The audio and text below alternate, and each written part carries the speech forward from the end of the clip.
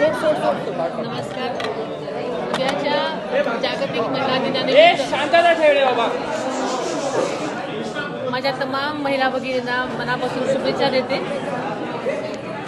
आपल्याला माहिती आहे की आत्ताच महिला आयोगाच्या आजच्या या कार्यक्रमामध्ये महिला सन्मान पोर्टल आज आपण त्याचं अनावरण केलेलं आहे.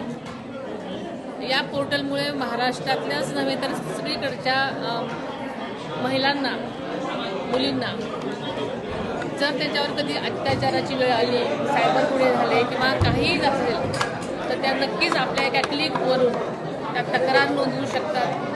आणि हे पोर्टल संबंध पोलीस यंत्रणेशी जोडलेलं असल्यामुळे त्यांची तक्रार लगेच नोंदवली जाईल आणि त्यांना जो काही गुन्हा असेल, ज्या प्रकारचं त्यांचा काही तक्रार असेल त्या तक्रार कक्षामध्ये त्यांची जाईल तक्रार आणि नक्कीच त्यांना यामधून तात्काळ न्याय मिळण्याची व्यवस्था याच्यामध्ये आहे.